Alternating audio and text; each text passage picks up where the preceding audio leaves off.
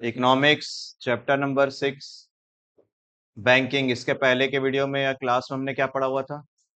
Money. एक बार money के बारे में हल्का सा बताओगे क्या? शुरुआत कहाँ से किए थे? बार्टर सिस्टम से। फिर मनी का इवोल्यूशन आया था, मनी आया था। मनी दो टाइप का होता है, fiat money and fiduciary money, और एक फुल बॉडेड मनी और क्रेडिट मनी। कुछ याद आ रहा है? नहीं याद आ रहा है? इसका टेस्ट नहीं लिया ना मैंने अभी। मनी को अच्छे से पढ़ के रखो। बैंकिंग। अब आपको बताना है कि कितने टाइप के बैंक होते हैं हमारे इंडिया में। दो। एक होता है सेंट्रल बैंक, पहले बोलना। सेंट्रल बैंक पहला होता है, और एक होता है कमर्शियल बैंक। सेंट्रल बैंक का नाम है आरबीआई, कमर्शियल बैंक का नाम है एसबीआई। ऐसे याद रख लो, एसबीआई एंड ऑल। ठीक है। कमर्शियली बैंक क्या करता है? कमर्शियली बैंक बिजनेस करता है। तुम्हारा पैसा लेकर उस पैसे से वो अपना बिजनेस करता है, और तुमको उसके लिए थोड़ा सा ब्याज देता है। उससे ज्यादा वो कमा लेता है। कमर्शियल, इसलिए उसका नाम कमर्शियल है।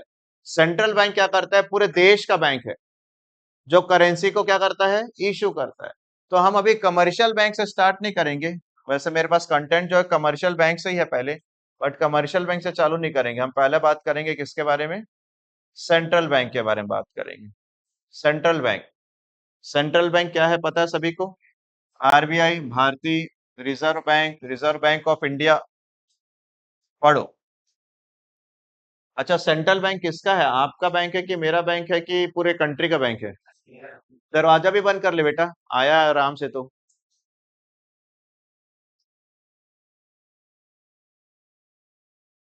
पूरे देश का बैंक है।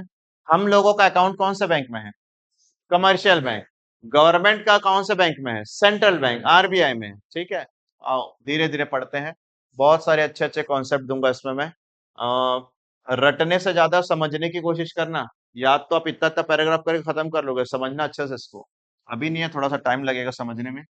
So the central bank is an apex bank that control the entire banking system। पूरे बैंकिंग सिस्टम को यही कंट्रोल करता है। पूरा बैंकिंग सिस्टम, मतलब जहां पर हमारा बैंक है उसको ये कंट्रोल कर रहा है।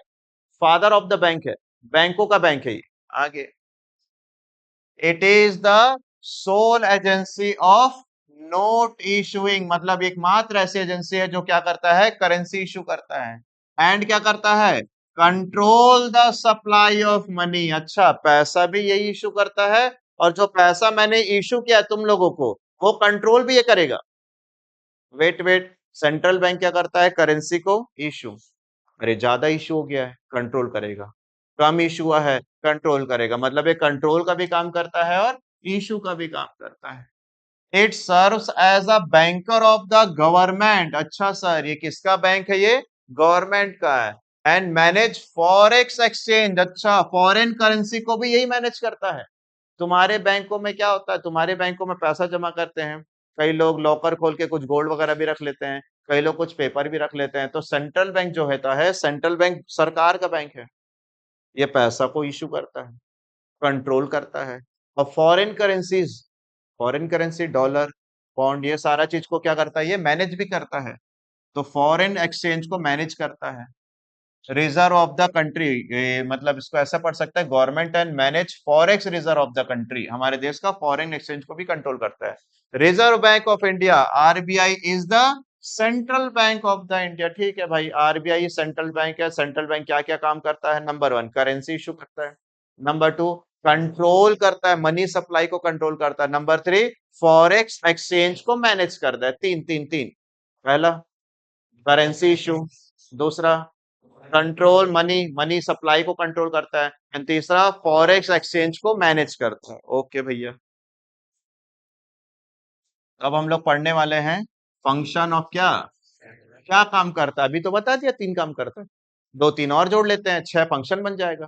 बोलो, तीन काम तो याद हो चुका था ना? पहला काम क्या काम करता है?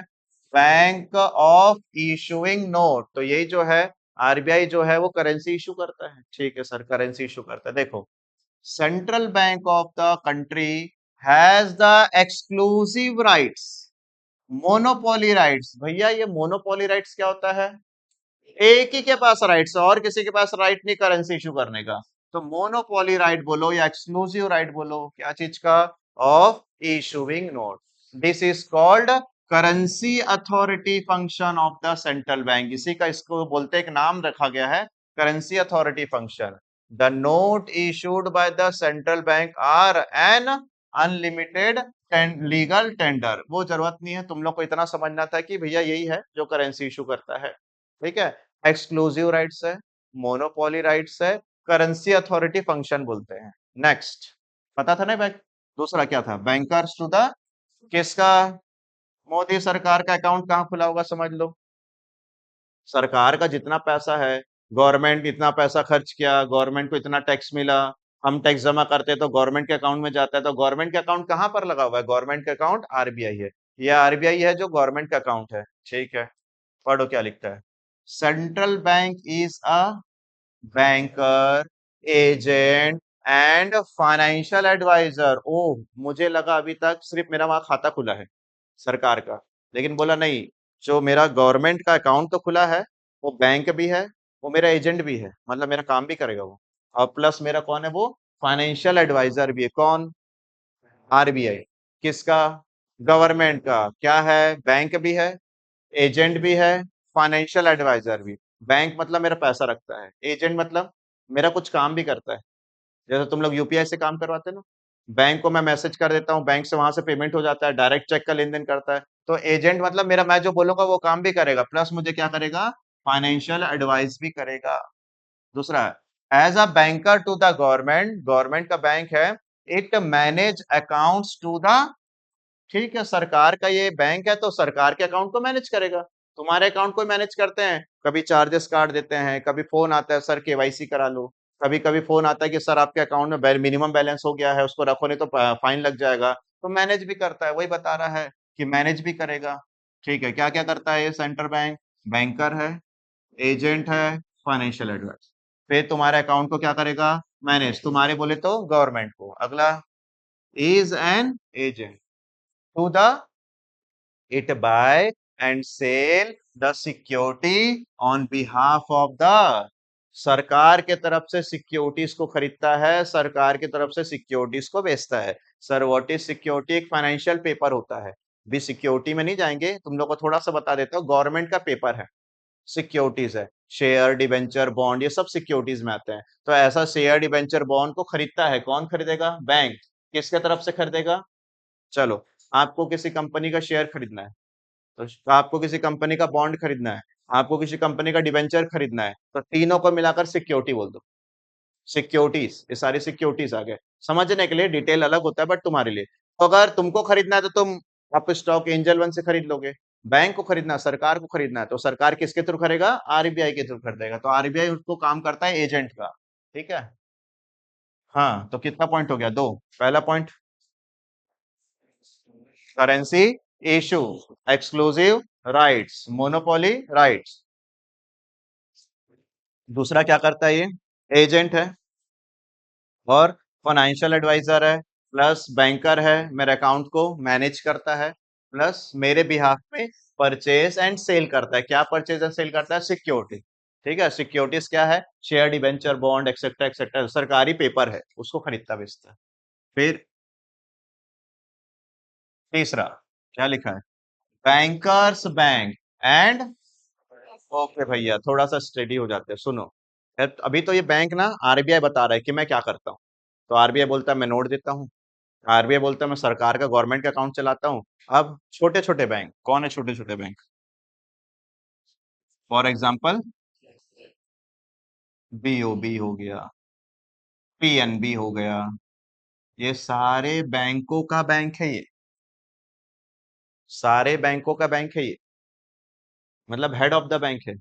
और क्या करता है ये, सुपरवाइजरी मतलब देख रहा है, कोई मेरे पॉलिसी को तोड़ तो नहीं रहा है, जैसा मैं ऑर्डर दिया वैसे फॉलो कर रहा है कि नहीं कर रहा है, जो जो मैंने पॉलिसीज दिया है, जो जो मैंने रूल्स एंड रेगुलेशन लगाया वो फॉलो कर रहा है कि नहीं कर रहा है, उसको क्या बोलते हैं, मैं यहाँ से तुम लोग को वॉच कर रहा हूँ, देख रहा हूँ कौन पढ़ रहा है कौन नहीं पढ़ रहा है, मैं क्या कर रहा हूँ, सुपरवाइजर, मैं हेड हो गया तुम्हारा। वैसे ही क्या करता है ये आरबीआई जो है, आरबीआई बैंकर्स बैंक है, बैंकर्स बैंक है, बैंकों का बैंक है, और क्या करता है, चेक करता है कि मैंने जो पॉलिसी दिया फॉलो करना। आरबीआई बोला होम लोन को सस्ता कर दो, सब सस्ता किए कि नहीं चेक करता रहेगा।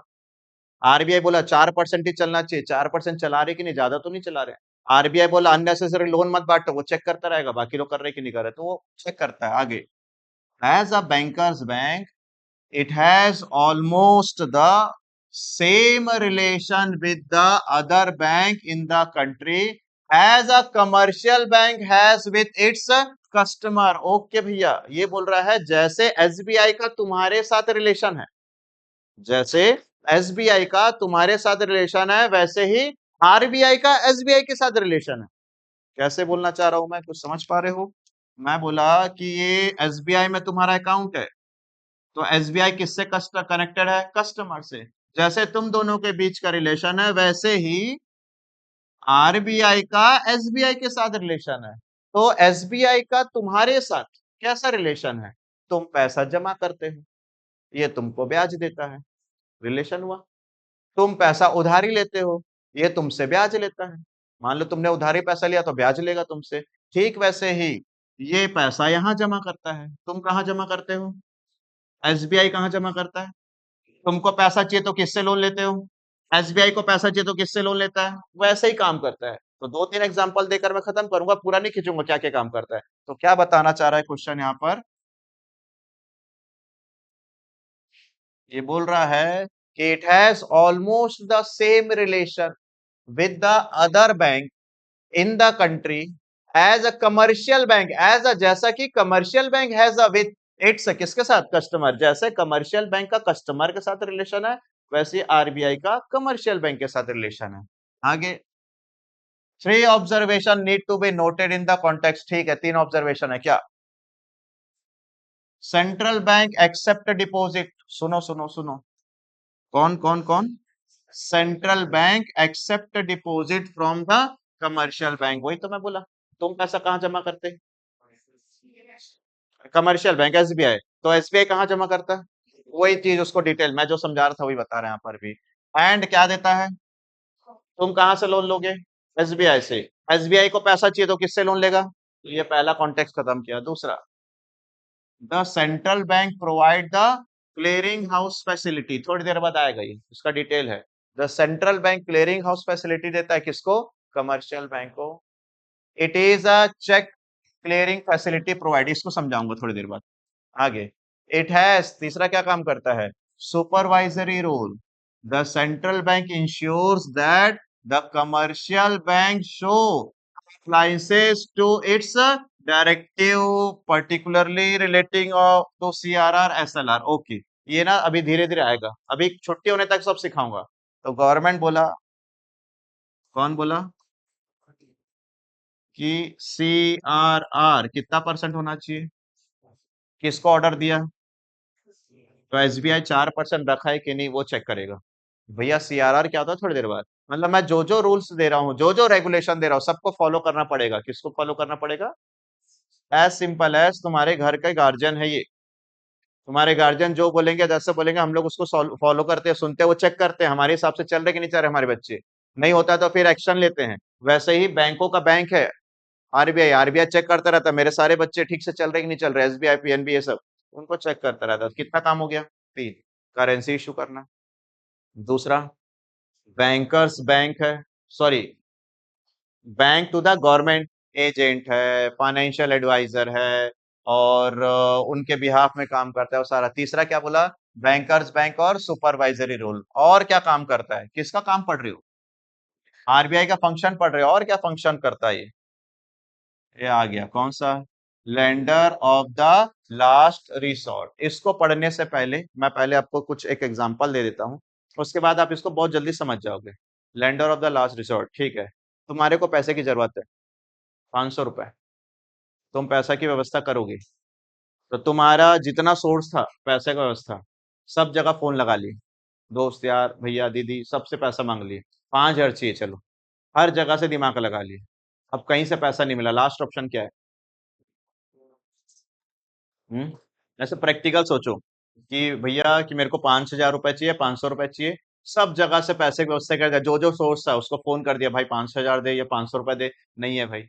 किसी को मांग लिया, भैया दीदी नहीं है नहीं है नहीं है, सब बोल दिया कोई नहीं है कोई नहीं कोई नहीं। तो लास्ट में तुम थक हार के अपने पेरेंट्स के पास जाओगे ही जाओ कि भैया भले चार गाली खा जाए लेकिन पैसा तो वही देने वाले हैं। कोई नहीं देगा तो वो देंगे, और बाकी लोगों को समय पे चुकाना है, टेंशन भी नहीं हम लोग को, तो बोलो लास्ट रिजॉर्ट मतलब लास्ट ऑप्शन तुम्हारे पेरेंट्स है। तो वैसे ही कौन कौन कौन कौन पीएनबी जितने सारे कमर्शियल बैंक है, सबको पैसे की जरूरत होता है।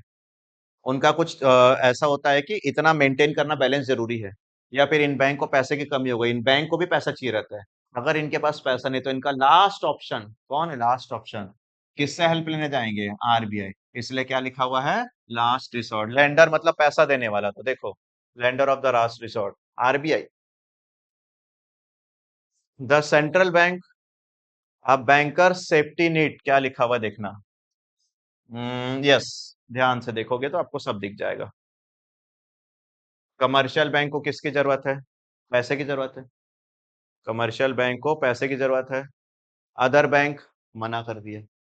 फोन किया होगा ना एसबीआई, पीएनबी को फोन किया होगा, दोस्त लोग को फोन किया होगा, कमर्शियल आसपास वालों को फोन किया, कोई बोला नहीं है पैसा। कहाँ पर गया, मनी मार्केट पड़ेंगे उस दिनों, वो भी बोला पैसा नहीं है पास। हाँ सर, चेक करो इधर,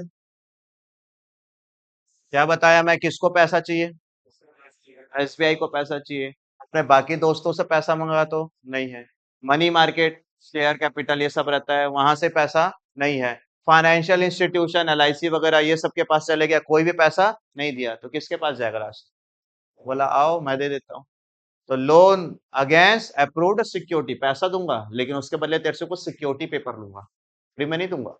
क्या सिक्योरिटी होता है, तुम लोग हर बात पर एक ही बोलना, गवर्नमेंट सिक्योरिटी। क्या होता है अपने को नहीं पता, अपने को बस याद रखना है कौन सा, गवर्नमेंट सिक्योरिटी। उसके डिटेल में जाऊंगा तो उसका सेंस कुछ नहीं निकलेगा, ठीक है। गवर्नमेंट सिक्योरिटी बोलेगा मेरे पास आओ, approach as the last, last में अप्रोच करेगा। ये पैसा एनी टाइम रखता है, मैं आपको प्रोवाइड कर दूंगा पैसा, लेकिन उसके बदले में आपसे क्या लूंगा, सिक्योरिटी। सिक्योरिटी क्या होती है, गवर्नमेंट सिक्योरिटी सबसे लेगा। तो लास्ट रिसोर्ट है हमारे पास, पढ़ो क्या लिखता है। lender of the last resort means that the if commercial bank fail to get financial accommodation from anywhere, अगर कहीं से पैसा नहीं मिल रहा है, it approach the central bank as the last resort। the central bank advance loan to such banks against कैसे देगा है, approved security। कुछ तो पेपर ला, हर बैंक के पास कुछ गवर्नमेंट पेपर होते हैं, लाइक उनकी प्रॉपर्टी है, गोल्ड जैसा समझ लो, तो प्रॉपर्टी दोगे तभी लोन मिलेगा। अच्छा बताओ, हम लोग जब बैंक से लोन ले जाते हैं तो सीधा लोन दे देगा, कुछ गिरवी में रखना पड़ता है, कुछ पेपर रखना पड़ता है। तो हम लोग जनरली क्या रखते हैं, घर के पेपर, दुकान के पेपर, जमीन के पेपर। वैसे बैंकों के पास कौन सा पेपर होता है, गवर्नमेंट सिक्योरिटीज होता है, वो गवर्नमेंट सिक्योरिटीज को दो, मिल जाएगा। ये सब की जरूरत नहीं है, चलो इसको थ्योरी पढ़ो। It means that if commercial bank fail to get financial accommodation from anywhere, वही लिखा है, it approaches the, किसको अप्रोच करता है, सेंट्रल बैंक को, as the last resort। Central bank advance loan to such bank against provide securities by offering loan to the commercial bank in a situation of emergency। the central bank ensure क्या, that the banking system of the country does not suffer any setback and that the money market remains stable। देखो क्या होता है, हर banking को ना एक policy follow करनी पड़ती है कि जितना तुम्हारे पास डिपॉजिट है उसका कुछ परसेंट होना चाहिए कैश। पढ़ाऊंगा थोड़ी देर बाद। और मान लो बैंक के पास 100 रुपए है, तो 100 का 10 रुपए आपको अपने पास रखना है, मिनिमम कैश रखना चाहिए। एक बात बताओ, तुम लोग जितना पैसा बैंक में जमा करते हो, बैंक क्या करेगा, जितना बैंक में तुम पैसा रखते हो, हम सभी लोग बैंक में पैसा जमा करते हैं, बैंक उसको क्या करता है, तुम्हारे नाम से लिख के रख लेता है, नोट में स्टैंप लगा देता है कि ये इसका फलाना पैसा रखे रहो, कि उसको दूसरे को दे देता है, जो लोन लेना आता है उसको दे देता है। तो जब तुम पैसा निकालने जाओगे तो फिर थोड़ा तो बचाएगा, पूरा नहीं देगा। हर आदमी के पैसे में से कुछ पैसा रखेगा, डिपॉजिट का कुछ परसेंट अपने पास रखता है, इसको थोड़ी देर में सिखाऊंगा। पूरा नहीं बांटेगा, कुछ तो रखेगा, क्योंकि भैया इतने लोग जमा किए, 10 लोग तो निकालने आएंगे, तो 10 लोग के हिसाब से पैसा रखेगा। अगर वो पैसा भी कम पड़ गया तो, अचानक से शॉर्टेज दिख गया तो, मिनिमम बैलेंस डाउन हो गया तो, मिनिमम बैलेंस रहता है, हर बैंक का मिनिमम बैलेंस रहता है, वो मेंटेन करने टाइम में, तो देखो क्या लिखा हुआ, सफर सेटबैक, इसको प्रॉब्लम को खत्म करने के लिए मैं बैठा हूं बोला। और मनी मार्केट में अगर कुछ प्रॉब्लम आता है उसको स्टेबल करने के लिए मैं हूं। आप ये दोनों पॉइंट नहीं भी पढ़ोगे चलेगा, इतना भी लिख लोगे बढ़िया है, इमरजेंसी तक। ठीक है, बुक में इसको बहुत बड़ा सा लिखा है, मैं इसको शॉर्ट करके रख दिया हूं ताकि एक पैराग्राफ लिख पाओ। ठीक है, कितना पॉइंट हुआ जी, 4। पहला point issuing currency, currency issue करता है, ठीक है। दूसरा पॉइंट, चलो यहाँ पर मैं तुमको एक चीज दिखा देता हूँ, बार बार जब मैं ये पॉइंट को बोलता हूँ तो यहाँ चल जाता हूँ मैं। हम्म पहला point, banking of the issuing note, फिर बैंकर्स टू द, फिर bankers bank and supervisory, and कहाँ तक पहुंच गए, lender of the last resort, चौथा नंबर तक पहुंच गए, ठीक है। आते हैं पांचवा नंबर, अब क्या काम करता है, कौन काम करता है, ये काम किसके लिए करवा रहा है, कौन काम कर रहा है, आरबीआई। आरबीआई क्या क्या काम करता है, तो चार काम कर लिया आरबीआई, तो आरबीआई क्या काम करता है, पांचवा काम ध्यान से देखेंगे। आरबीआई का पांचवा काम क्या लिखा है, कस्टोडियन ऑफ, मतलब गार्जियन है, गार्जियन मतलब देखभाल करने वाला, पेरेंट्स है। किसका पेरेंट्स है ये, कस्टोडियन मतलब संरक्षक है। सारा फॉरेन करेंसी कहाँ रखा होता है मालूम है तुमको, सारा फॉरेन करेंसी आरबीआई में के पास होता है। तो आरबीआई सारे फॉरेन करेंसी का देखभाल करता है, देखो पेरेंट्स है उसका, पूरा फॉरेन करेंसी को अपने पास रखा है संभाल कर, और वो उसी के पास रहता है, कंट्रोल में रहता है। I receive all foreign exchange earning and keep them, सबको मैं सेफ रखता हूँ। फिर क्या कहता है, देखो सोर्स ऑफ फॉरेन एक्सचेंज, कहाँ कहाँ से पैसा आ जाता है फॉरेन एक्सचेंज से, इंपोर्ट एक्सपोर्ट करोगे तो पैसा आएगा, फॉरेन में इन्वेस्ट करोगे तो पैसा आएगा, भारत से बाहर, बाहर से भारत पैसा भेजेंगे तो आएगा, लोन अगर फॉरेन से लोगे तो पूरा पैसा हमारे पास आया है, दिख रहा है, रुक, पूरा पैसा आया है, तो फॉरेन करेंसी आया सब। फॉरेन करेंसी किसके पास रहेगी, हमारा एसबीआई के पास नहीं रहेगा, यहाँ से हम लोग जमा करके वो सीधा आरबीआई के पास चल जाता है। फिर यूज ऑफ फॉरेन करेंसी, जब हम लोग को ऑयल खरीदना है तो यही फॉरेन करेंसी चाहिए ना, नहीं समझे, हम लोग को अगर विदेशों से ऑयल खरीदना है तो उनको हम लोग को फॉरेन एक्सचेंज में तो डॉलर्स में पेमेंट करना पड़ेगा, वो डॉलर्स में पेमेंट करने के लिए डॉलर्स रखना पड़ेगा, तो डॉलर्स आएगा कहाँ से, ये सब काम करके डॉलर्स आएगा। इसलिए तो अभी बीच में जो एथनॉल वाला चल रहा था कि भैया हमारे पास डॉलर्स कम हो रहे हैं, हमारे इंडिया के अंदर कुछ तो पैसा परसेंट बच जाए, तो हम लोग के पास डॉलर्स कम हो रहे हैं करके सारा चीज बता रहे थे। गोल्ड मत खरीदने के लिए मोदी जी बोले, गोल्ड फॉरेन से खरीदना पड़ता है तो हम लोग उसके लिए डॉलर्स पे करने पड़ते हैं, तो हमारा फॉरेन करेंसी कम होते जा रहा है। तो अभी किसी देश का अगर फॉरेन एक्सचेंज कम होते जाता है तो वो वैल्यू उसकी गिरेगी, वो कंट्री ज्यादा डेवलप नहीं कर रही है तो नुकसान होगा, ये सारा चीज देखो। फॉरेन से लोन ले आऊंगा, उसको पेमेंट करने में एक्सचेंज चाहिए, डॉलर्स आपको क्यों क्यों चाहिए, डॉलर इसलिए चाहिए कि मेरे को गोल्ड खरीदना है, दिख रहा है गोल्ड, ऑयल खरीदना है, मशीन खरीदना है, फॉरेन से लोन लिया उसको पेमेंट करना है, अपने रुपीस को इंटरनेशनल मार्केट में बनाए रखना है। हमारे देश का अगर इंडियन ये फॉरेन खजाना कम होते जाएगा तो हमारे जो इंडिया रुपीस है उसकी वैल्यू गिरती जाएगी। तो सीधी सीधी बात बोलता हूं मैं, क्या चीज, क्या है ये, संभाल के रखने वाला। कौन है संभाल के रखने वाला, आरबीआई। क्या संभाल के रखेगा, क्यों संभाल के रखेगा, उसका फोटो यहाँ बना के रखा है, इसलिए संभाल के रखेगा। आपको ये सब याद नहीं करना है, आपको तो सिंपल से याद करना, पढ़ो। Central bank is the custodian of national Nations foreign exchange reserve, it also exercise manage floating, पढ़ाएंगे भैया मैनेज फ्लोटिंग क्या है, याद रखना ऐसा है, अभी पूरा लेक्चर नहीं दे सकता। मैनेज फ्लोटिंग करता है मतलब, मैनेज फ्लोटिंग मतलब मैनेज करता है, कभी चीजों को बढ़ाएगा, कभी चीजों को कम करेगा, बताऊंगा कैसे बाद में। टू इंश्योर स्टेबिलिटी, क्या लाने के लिए, स्टेबिलिटी लाने के लिए of exchange rate in the international money market. Manage floating refers to the sales and purchase of the foreign exchange with a view of achieving the stability of the exchange rate। बोलो बोलो, $1 कितना रुपए, almost 90 रुपए का है। मान लो ये बढ़ रहा होगा, अगर ये बढ़ रहा होगा तो इसी फॉरेन एक्सचेंज से मैनेज फ्लोटिंग करके हम लोग उसको पीछे खींच सकते हैं, थोड़ा सा, ज्यादा नहीं, थोड़ा सा। अगर ये गिर रहा होगा तो इसी फॉरेन एक्सचेंज मैनेज फ्लोटिंग करके इसको थोड़ा सा बढ़ा सकता हूं मैं, ज्यादा नहीं, थोड़ा बहुत कर सकता हूं। तो अगर मेरे पास, किसके पास, बहुत सारा क्या रखा हुआ है, डॉलर्स है, तो मैं डॉलर का रेट को कम ज्यादा करने में थोड़ा सा मैनिपुलेट कर सकता हूँ, और थोड़ा सा मैनिपुलेशन को क्या बोलते हैं, manage floating. Manage floating some time it's called dirty floating, आएगा पढ़ाऊंगा मैं क्या है और कैसे करता हूँ वो भी सिखाऊंगा मैं। बस तुमको भी याद रखना है कि भैया कस्टोडियन हूँ, रखा हूँ, रख कर क्या कर लोगे, रख कर मैं करूंगा स्टेबिलिटी लाऊंगा। अचानक से डॉलर बहुत ज्यादा महंगा होते जा रहा है, हमारा रेट गिरते जा रहा है, तो थोड़ा स्टेबिलिटी लाने में काम करूंगा। ये लोग तो हर बार चाहेंगे कि हमारा बहुत ज्यादा बढ़ जाए, 100 का 200 300 400 जाए, लेकिन हमको थोड़ा मैनेज करना पड़ेगा। तो मैनेज का काम करता है, कौन करता है सारा का सारा काम, आरबीआई। ठीक है भैया, कितना पॉइंट हुआ, 5। एंड लास्ट वन क्या है, नहीं एक और होगा, क्या लिखा है, clearing house function. Clearing house function क्या होता है, क्लियरिंग जब भी नाम आएगा ना, क्लियरिंग, तो याद रखना चेक। चलो जल्दी से बताओ, आप मुझे फीस में चेक दे दिए, तो मेरा बैंक है एक्सिस बैंक में, तुम मुझे चेक दोगे, एक्सिस बैंक का चेक दोगे। तुम्हारे पेरेंट्स का चेक है एसबीआई में, तो तुम एसबीआई के नाम से चेक दे दोगे मेरे को, मैं उसको कहाँ लिख क्या करूंगा, मैं उसको क्या करूंगा, एसबीआई जाऊंगा। थोड़ा सा सोचो, सबको इतना समझ में आना चाहिए। आपके पेरेंट्स का अकाउंट कहाँ पर है, आपने योगेश सर के नाम से चेक बना के दे दिया, मैं वो चेक को लिया और मैं अपने एक्सिस बैंक में डाल दूंगा, है ना। अब ये चेक पहुंचा कहाँ, एक्सिस, है कहाँ का, किसी को तो बीच में आना पड़ेगा इन दोनों का सेटलमेंट करने के लिए। पता चल रहा है एसबीआई और एक्सिस बैंक में झगड़ा चल रहा है, बोले तेरे वहां से चेक आएगा तो मैं क्लियर नहीं करूंगा, और दोबारा आना नहीं मेरे पास, तेरे यहाँ का कोई चेक देगा तो मैं, भाई कोई तो एक आना चाहिए ना जो बीच में, क्लियरिंग हाउस मतलब चेक को क्लियर करने का काम करेगा, तो यही काम करता है तुम्हारा आरबीआई। आओ चेक करो, देखो, a customer of bank a write a cheque to the customer of, किसके ऊपर लिखा, बैंक बी, ठीक है, देखो चेक लिखा बैंक ए, और किसके ऊपर लिखा, मतलब ये देखो एसबीआई वाला लिख दिए तुम लोग एक्सिस बैंक में, ठीक है। तो इन दोनों के बीच में कौन बैठा हुआ है, ठीक है, नंबर 1 है तो नंबर 2 पढ़ते हैं। The cheque is deposit, cheque deposit कर दिया, कहाँ डिपोजिट कर दिया, बैंक ए में कर दिया, ठीक है।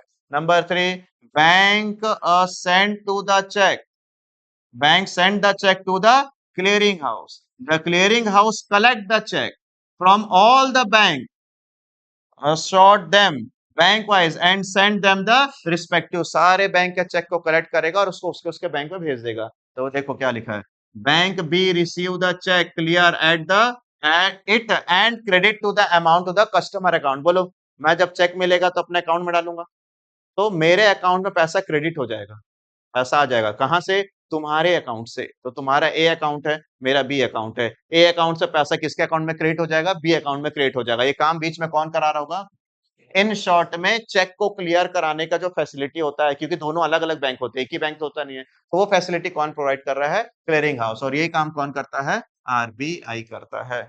चेक करो क्या लिखा है, हाँ, फाइनली द क्लियरिंग हाउस, नहीं जरूरत है, पढ़ो। Central bank perform the function, पढ़ो पढ़ो पढ़ो, central bank perform the function of किसका, क्लियरिंग हाउस। अच्छा, जो क्लियरिंग हाउस के लिए बीच में जो बैठा था वो कौन बैठा हुआ है, central bank. Let us take an example to understand this function, अब वही एग्जांपल लिखा हुआ, बैंक ए नहीं लिखा, बैंक बी को लिखा, इसके पास कंटेंट नहीं था, एग्जांपल ही बना है, तो तुमको ये एग्जांपल पढ़ लेना चाहिए। मैं नहीं पढ़ रहा ना, वही एग्जांपल जो ऊपर पढ़ा है, एंड लास्ट पॉइंट क्या लिखा हुआ, कंट्रोल ऑफ, भैया क्रेडिट क्या होता है, क्या है, लोन, उसको क्या करता है, कंट्रोल। बताओ, हमारे देश में राइट नाउ इस समय लोन मिलना आसान है कि मुश्किल है, सोच के बताओ। राइट नाउ हमारे देश में लोन मिलना इजी है कि नहीं है, बहुत इजी है। तुम ही लोग को फोन आ जाता होगा, 1 लाख का लोन ऑफर कर रहे, पर्सनल लोन चाहिए क्या आपको, बजाज वाला एक फोन करेगा, मैक्स वाला फोन करेगा, कोटक महिंद्रा, पेरेंट्स को पूछना बहुत फोन आता है। अब जिस दिन तुम लोग क्या करोगे, पैन नंबर बना लोगे अपना, थोड़ा सा ट्रांजेक्शन करने लग जाओगे, एक आध फाइनेंस करा लोगे कहीं से, तुम्हारा नंबर चल जाएगा फाइनेंस में, लगातार फोन आएगा, सर लोन चाहिए क्या आपको, मेरे को आता रहता है, महीने में 4 से 5 10 बार फोन आ जाता है, सर इतने का आपको बिना डॉक्यूमेंट के लोन चाहिए क्या, मतलब चुकाएगा कौन, चाहिए चाहिए बार बार बोलते तुम लोग। कई बार दिक्कत हो जाता है, मैं कई बार ये चिढ़ के इतना चिढ़ा रहता हूँ, बोलता ऑलरेडी लोन में और कितना लोन ले लूं, लोन में तो सभी रहते हैं, तो इन लोग इतना लोन बांट रहे हैं, बहुत लोन बांट रहे हैं, कौन बांट रहा है लोन, कमर्शियल बैंक और फाइनेंशियल इंस्टीट्यूशन भर भर के लोन बांट रहा है। अब इतना लोन बांट रहा है तो ये प्रॉब्लम को कौन कंट्रोल करने वाला है। अब एक चीज बताऊं तुमको, लोन बांटने से क्या होता है, थोड़ी देर में भी है 15-20 मिनट का और लेक्चर, लोन बांटने से क्या होता है सिखाऊंगा, फिर इसका आगे का क्लास बताऊंगा, तो सुनना। किसी दिन अगर तुम्हारे पेरेंट्स बजाज फाइनेंस से या किसी भी फाइनेंस से कोई सामान फाइनेंस करवा लो, फाइनेंस समझते हो, हाँ, 1000 2000 10,000 5,000 दे दो और 80-50,000 का सामान खरीद लो, मान लो आपको टीवी खरीदना 50,000 का, फाइनेंस करवा लिए, 5,000 8,000 दे दो, फाइनेंस करा लिया, आईफोन बहुत सारे लोग फाइनेंस करा कर चल रहे हैं हम लोग। तुम्हारा डेटा चले गया किसके पास, फाइनेंस कंपनी के पास, कि ये आदमी उधारी में खरीदता है, और तुम उसको चुका दो, 8 किस्त बनता है, मालूम है क्या, 8 किस्त बनता है, 8 किस्त चुका दो, तुम्हारा क्रेडिट स्कोर अच्छा हो जाएगा। जैसे तुम्हारा सिबिल स्कोर अच्छा हो जाएगा, अब आएंगे फोन आपको कि भैया ये आदमी लोन लिया था और चुका दिया, मतलब ये आदमी सही है, सॉल्वेंट आदमी है, ए हेलो सॉल्वेंट सुने हो सभी, हाँ सॉल्वेंट है, पैसा चुकाता है, तो आपको भर के फोन आएंगे, सर हमारे यहाँ से लोन ले लो, हमारे यहाँ से लोन ले लो, हमारे से, कई लोग लेते भी है लोन। तो ये लोन जितना ज्यादा बांटते जाते हैं, इतना ज्यादा बांटते रहते हैं, ये सब कौन बैठ कर देख रहा है? आरबीआई देख रहा है कि अच्छा, ये वाला कंपनी, ये वाला लोन, ये वाला डिपार्टमेंट, ये वाला फाइनेंस इंस्टीट्यूट बहुत लोन बांट रहे हैं। लोन बांट रहे हैं तो लोगों के पास पैसा कम आ रहा है कि लोगों के पास पैसा ज्यादा आ रहा है? पैसा ज्यादा आ रहा है। लोगों के पास पैसा भर भर के आ रहा है। और जब लोगों के पास पैसा ज्यादा आ जाता है तो लोग बड़े शाने होते भी है। जब पैसा ज्यादा आ जाता है तो फिर रईसी दिखाना चालू करते हैं। जो चीज सस्ता में मिलता है उसको महंगे में भी खरीदने के लिए तैयार हो जाते हैं। आईफोन महंगा वाला फोन है, उसको भी खरीदेंगे। पैसा ज्यादा है ना। अब पैसा ज्यादा है तो लोग खर्चा ज्यादा करने लग जाते हैं, और जब हर चीज का पे ज्यादा होने जाता है तो हम लोग एक कंडीशन में फंस जाते हैं जिसको बोलते हैं इन्फ्लेशन। पूरा डिटेल देंगे सर अभी। तो जब आप पैसा हमारे पास कम आएगा कि ज्यादा आ जाएगा? ज्यादा। सब खरीद रहे हैं, हर के घर वाले। किसी हर पहले एक घर में एक गाड़ियां होती थी। अब हर घर में 3 से 4 गाड़ियां, एक बड़ी गाड़ी है जिसको कभी कभी निकालते हैं। एक फोन होता था, अभी 8 8 9 9 फोन सब भर भर के रखा हुआ है। तो भैया इतना पैसा आ रहा है, इतना पैसा आ रहा है, तो हमारा देश किसमें फंसते जा रहा है? इन्फ्लेशन। इन्फ्लेशन मतलब महंगाई बढ़ती जा रही है। ये सब बैठकर बेचारा कौन देख रहा है? बोला कुछ तो करूं, कुछ तो करूं, ताकि मैं किसको कंट्रोल कर पाऊं। और वही अगर हमारा देश में पैसा लोगों के पास है ही नहीं, कोई लोन ही नहीं देता, भाई पैसा ही नहीं है लोगों के पास, कोई खर्चा ही करने नहीं जा रहा है। अब बता, तुम खर्चा करते हो तो व्यापारियों को पैसा मिलता है। व्यापारियों को पैसा मिलता है तो वो अपने स्टाफ को सैलरी देते हैं। वो अपने स्टाफ को सैलरी देते हैं तो तुम्हारे घर सैलरी आता है। हेलो, समझ पा रहे हो क्या बोल रहा हूं मैं? तुम खर्चा करोगे तो कमाएगा कौन? बिजनेसमैन। बिजनेसमैन कमाएगा तो वो अपने अंदर जितने सारे इंप्लॉय रखा सबको सैलरी बांटेगा, और वो इंप्लॉय हम ही लोग तो है, हमारे पेरेंट्स तो है, तो वही पैसा हमारे पास आता है। अगर आप लोग खरीदने नहीं जाओगे मार्केट, पैसा ही नहीं है, खर्चा ही नहीं कर रहे हैं, तो वो अपने सैलरी कैसे बांटेगा? और सैलरी नहीं बांटेगा तो हमारे पेरेंट्स को सैलरी नहीं मिलेगा, तो हम लोग खर्चा नहीं करेंगे, तो हम लोग डिफ्लेशन में चल जाएंगे। किसमें चल जाएंगे? तो भैया ये तो दोनों दिक्कत हो गया। ज्यादा पैसा रहता है तो हम लोग रईसी दिखा देते हैं, थोड़ा सा कम होता है तो गरीबी का रोना रो देते हैं, नहीं भाई पैसा नहीं, पैसा नहीं। तो ये सबको कौन बेचारा सही करने के लिए बैठा हुआ है? आरबीआई बोलता है कि इन्फ्लेशन आ गया, मैं ठीक करके दूंगा। डिफ्लेशन आ गया, मैं ठीक करके दूंगा। तो वही उसी को क्या बोलते हैं? कंट्रोल। आओ पढ़ो। If, sorry, the principal function, hello, ये अभी तक जो बता रहा था टाइम पास कर रहा था। नोट देता हूं, सरकार का बैंक हूं, और सुपरवाइजरी का काम करता हूं, कस्टोडियन हूं, क्लियरिंग हाउस फैसिलिटी देता हूं, सब फालतू बता रहा था। देखो क्या लिखता है। प्रिंसिपल फंक्शन मतलब मेन। अब आ रहा है मेन, आखिरी में रखा है। The main function of the central bank is to control the supply of credit, credit बोले तो loan, in the economy. It implies increases और decreases the supply of money। अच्छा, ये क्या करता है? इंक्रीज, और क्या करता है? डिक्रीज। किसको? इन the economy bye regulating the creation of credit. बताऊंगा, रेगुलेटिंग मतलब नियम लगाएगा। ये याद करना, पैराग्राफ बहुत काम का पैराग्राफ है। बाय द कमर्शियल बैंक, किस पर रेगुलेट करेगा? रेगुलेट समझते हो ना? हेलमेट का रेगुलेशन आ गया तो वही लगा दिया, रेगुलेशन लगा दिया, किस पर लगा दिया? Commercial. The central bank need to control the supply of money to cope with the situation. किससे लड़ने के लिए? इन्फ्लेशन से लड़ने के लिए। और किससे? During inflation. ये सब मैं नहीं बताऊंगा, थोड़ी देर बाद बताऊंगा, है समय उसका बहुत डिटेल में खेलेंगे। तो अभी हम लोग कुछ नहीं पढ़े सर। अभी हम लोग पढ़े कि क्या क्या काम करते हो तुम। स्लो चलेंगे, 1 2 दिन में खींच लेंगे ज्यादा, लेकिन दिमाग में थोड़ा बैठे। ठीक है, क्या क्या काम करता है? पहला, दूसरा गवर्नमेंट का बैंक है, तीसरा बैंकर्स बैंक एंड सुपरवाइजरी, फिर lender of the last resort, custodian, clearing house function, and सातवां जहां से खत्म हुआ है ना, वहीं से हमारा आंसर अगला चालू हो जाएगा। Control of the money supply. मतलब जहां से 7वां नंबर खत्म होता है वहीं से चालू होगा। तो ये चालू नहीं होगा, इसके पहले तुमको कुछ बेच देंगे। तैयार है सभी? ठीक। ये देखो। हाँ, हो गया। आज अब समझना है। ये जो समझोगे कल पूरा इसी पर चलेगा, क्लास पूरा कल इसी पर चलने वाला है। कौन? एसबीआई। एसबीआई अपने कस्टमर को भर के लोन दे रहा है। 200 करोड़ का लोन दे दिया, बांटा, खूब पैसा बांटा। तो हम लोगों के पास ये पैसा बांटेगा तो क्या होगा? मनी का सप्लाई बढ़ जाएगा। मनी का सप्लाई बढ़ जाएगा तो मैं बोलता हूँ अपने लैंग्वेज में, मनी का सप्लाई बढ़ जाएगा तो मेरे हाथ में पैसा कम रहेगा कि मेरे हाथ में पैसा ज्यादा रहेगा? मेरे हाथ में पैसा भर के आ गया। आप लोग तैयार रहना। हमारे हाथ में पैसा खूब आ चुका है। अब हम लोग इस फाइनेंस के पैसे से घर खरीद रहे हैं। घर खरीद रहे हैं। अब घर खरीदने में खर्चा होता है।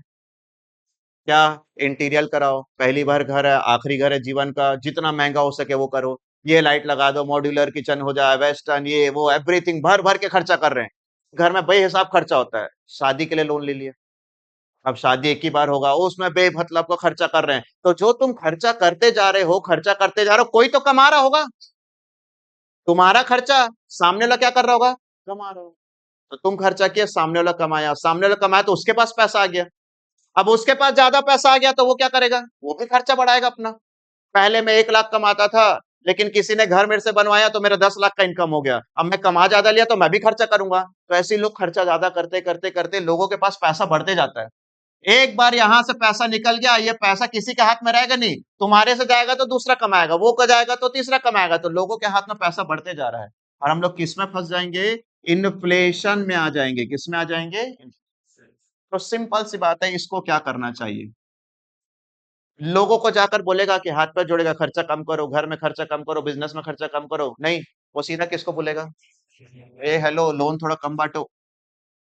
सीधा सीधा बोलेगा लोन कम बांटो। जैसे 200 करोड़ का अगर वो कितना करता है, 50 करोड़ कैश कम जाएगा ना पब्लिक के पास। 50 करोड़ का खर्चा कम होगा ना, तो लेकिन ये जब इसको बोलेगा तो ये सुनेगा थोड़ी ना। बोलेगा आपको मेरे से जलन होता है, मैं ज्यादा ब्याज कमा रहा हूं इनसे, आप क्यों मना कर रहे हो? तो ये सीधा मना नहीं करेगा। अरे जब ये लोन दे रहा होगा तो ये भी तो ब्याज कमा रहा होगा। तो बोलेगा कि नहीं, मैं ज्यादा ब्याज कमा रहा, 200 करोड़, मैं क्यों मैं 50 करोड़ कम दूं? तो ये सीधा सीधा नहीं बोलता। ये टेक्निक्स लगाता है। सीधा नहीं बोलेगा फोन करके भाई लोन कम बांट करके, नहीं। वो टेक्निक लगाएगा। उसी टेक्निक को क्या बोला जाता है? Quantitative instrument of the credit control. ठीक है। दूसरा कंडीशन सुनो। अब क्या होगा? ये कंट्रोल कर दिया। ये फोन करके धमकी दे दिया, एसबीआई ज्यादा लोन मत बांटेगा, पब्लिक पास पैसा ज्यादा रहा, हमारे देश में लोग खर्चा ज्यादा करने लग गया, इन्फ्लेशन आ रहा है। जो सामान इतने का आता था, लोग बार्गेनिंग करके उसको इतने में खरीदते थे। अब लोगों के पास पैसा ज्यादा आ गया, इसके लिए 1200 दे देते हैं ऑनलाइन खरीद के।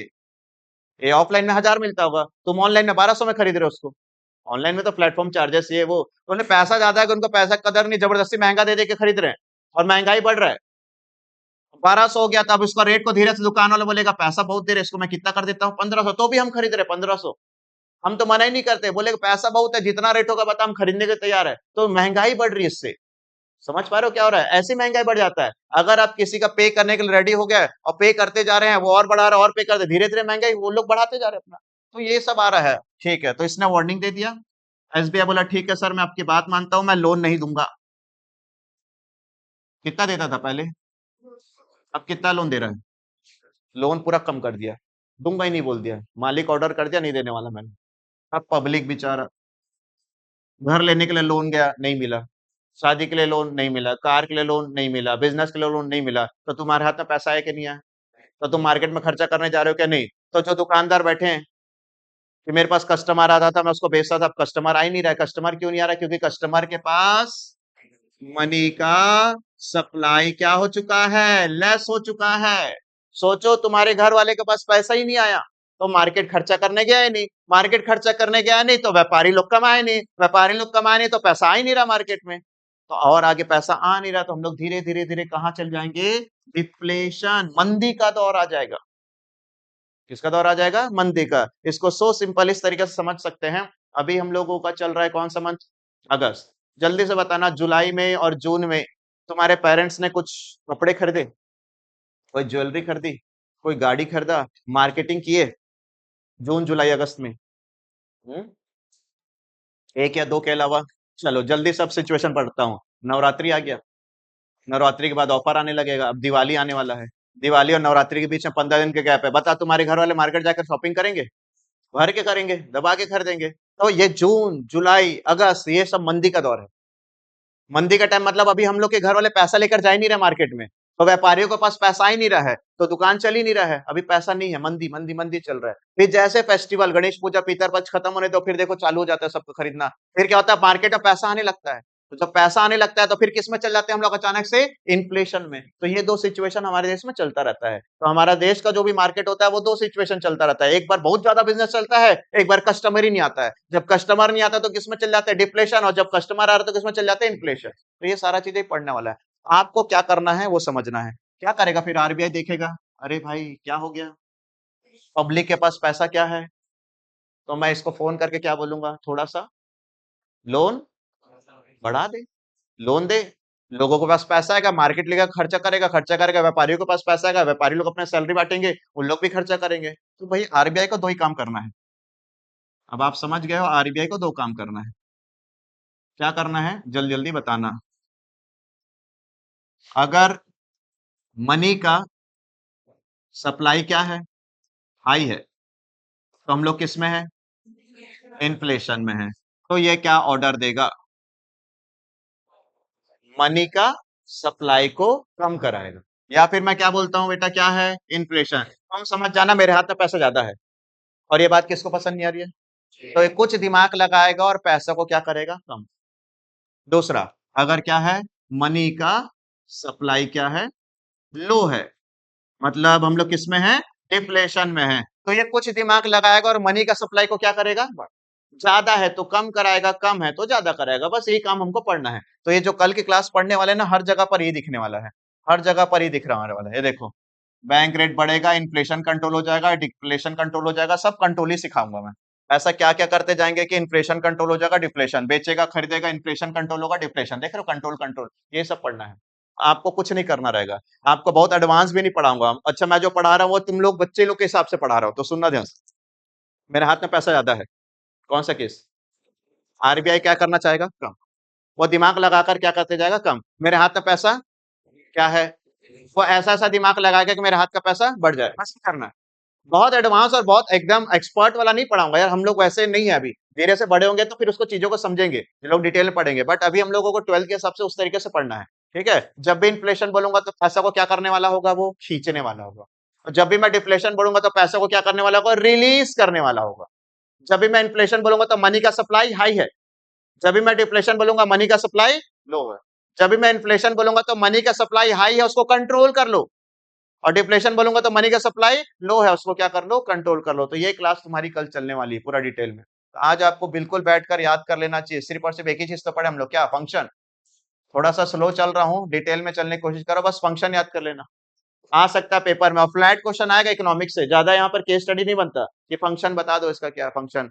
कल के क्लास में टोटल कितने सारे पॉइंट मिलेंगे? 6 पॉइंट, यहाँ से 5 6 4 8 9 पॉइंट है।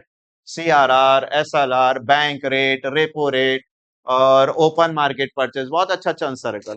उसको पढ़ेंगे हम नेक्स्ट क्लास में।